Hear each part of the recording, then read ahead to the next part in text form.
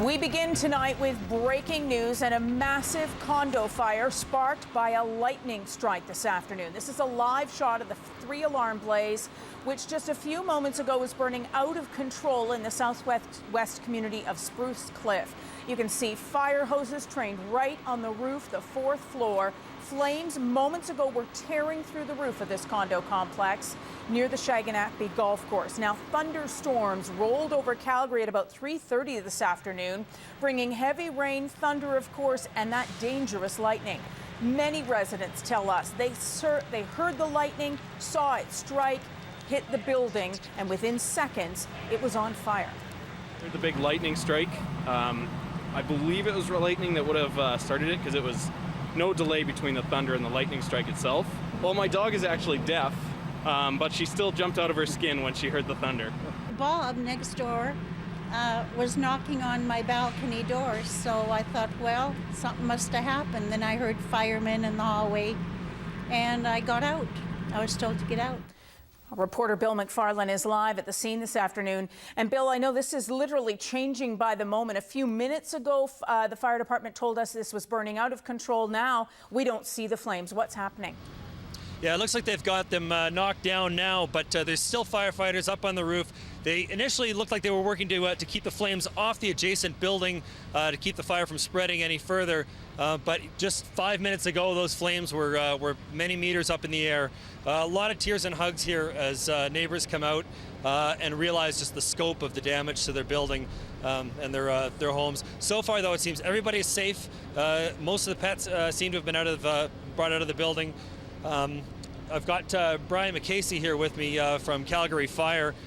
Brian, where are crews at right now? Right now we're trying to contain the fire and ultimately extinguish it. We arrived, at least when I arrived, there were 20-foot flames coming off the roof, and so we've been successful in being able to subdue that quite a bit, and thankfully it has not spread past that first building in which the lightning hit and the fire subsequently started. Now, I think I counted 8 engines. What are the resources you have on scene here? We struck a third alarm, so we have dozens of apparatus here. We have dozens of firefighters here to make sure that this fire is taken care of. They've escalated very quickly. Very large fire that we're dealing with, and we want to make sure that everyone's all right and everyone's property is being taken care of. Obviously, multi-story building, big fire, wood construction. What's this like for firefighters to actually deal with? Well, this is a great challenge when we have 4 levels, a multi-dwelling building. In terms of evacuation, people were very good. Police were very helpful in helping us do that. Not only that building, of course, the ones that were neighboring it. We also have to deal with a great amount of property loss, and so we want to make sure that we mitigate the property, try to use a discriminate amount of water. In this case, we had to use an extreme amount of water. We had to use a lot of water towers because of the size of the flames, the spread, the location of the fire right on the roof coming through. And so we've been very successful in controlling the fire, and now we're going to go about suppressing it. Yeah, I think I spoke with one of the neighbors. They said that there were 8 units in at least one of the lower floors. I think it's something around 25 units in total. Any idea how many people might be out of their homes? Well, we have Disaster Social Services here with Calgary Emergency Management Agency. They'll be taking care of those people. We're not going to let anyone sleep in the street tonight. We're going to be looking after those people. We're looking after them now. We're going to be safeguarding their property. We're going to be salvaging it. And ultimately, we're going to be helping these people out get back to normal in their lives. What's the future of this building, do you think?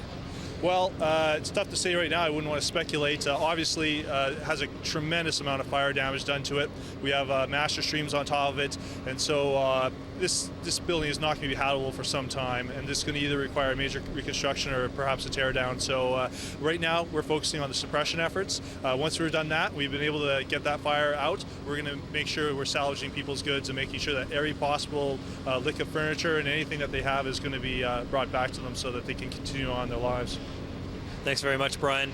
Yeah, a lot of storms lately. Clearly this one with some terrible consequences. Yeah, absolutely. Terrific work. Thanks so much, Bill. David standing by now in our weather center. And David, weather clearly played a factor in this blaze. We saw that lightning strike starting that fire, but the storms have now moved off. Yes, they have. They've moved off to the northeast. There were several lightning strikes in and around the city as that storm moved through this afternoon, but the bulk of the rainfall, and that's showing up in the oranges and yellows, has now moved off to the north, an area just to the east of Airdrie toward Catherine and Irricana, and another area just to the southwest of Drumhellers where the heaviest rain is. The lightning itself has moved way up here near the Hanna region, so we're not really expecting any more in the way of lightning. And as you can see over the Calgary area, the rain is starting to taper off. It is still raining in most parts of the city, but it is winding down.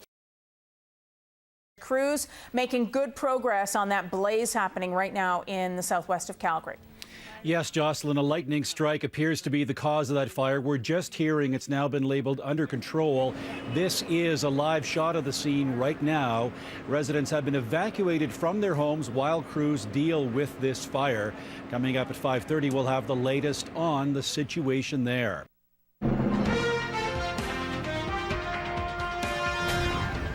Good afternoon. Several residents of a southwest apartment complex say there was a lightning strike before a massive fire broke out this afternoon.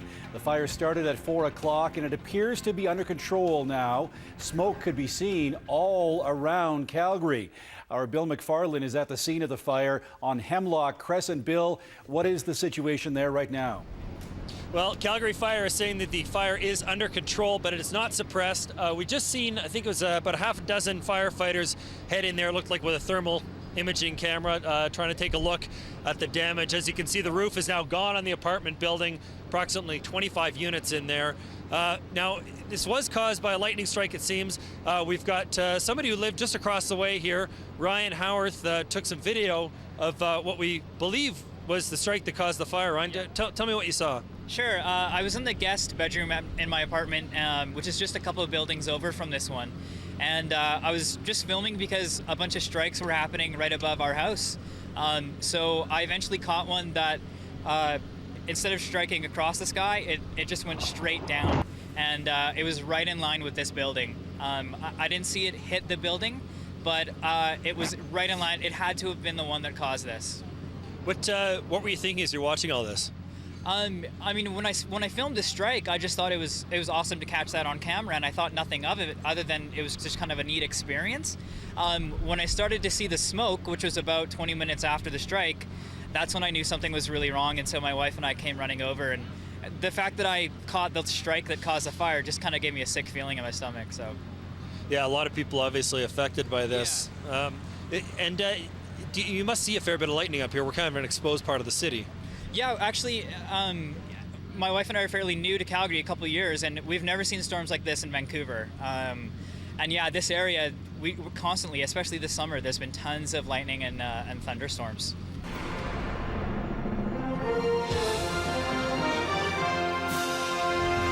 CTV News with Tara Nelson.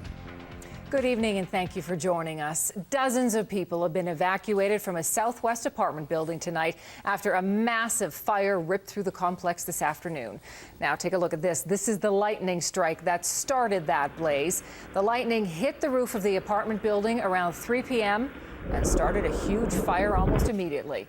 Bill McFarland joins us from the scene now this afternoon. And Bill, about an hour ago, we saw flames shooting out of that roof. What's the situation now? Well, Tara, the fire is under control but not suppressed. So the firefighters are in the building. We just saw some come down the ladder. They're inside mopping up here, trying to make sure that that fire doesn't flare back up again. As you can see, the roof completely gone. And an hour ago, those flames were maybe 20 meters in the air, thick billows of black smoke coming out of the top of the building. Approximately 25 apartment units in the condo. Everybody out safe and sound. Pets safe as well, as far as we know here. Cold, raw day though. It's you can still see hail and slush on the ground. Residents obviously surprised by this, but as I said, luckily everybody got out safely and with lots of time. So here's what some of the residents had to say.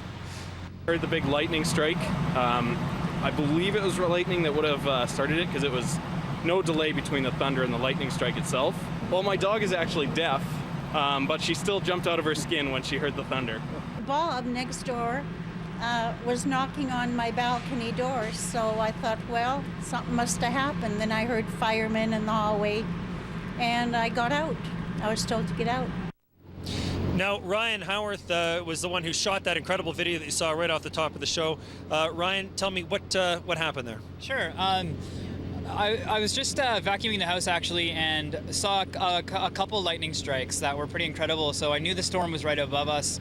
I decided to go into our guest bedroom and see if I could catch one on camera, and I did. And the one that I caught is the one that ignited the fire on the building. So, yeah. So what did that look like for you as you were watching this? Yeah, I mean, initially when I caught it on camera, it was just incredible.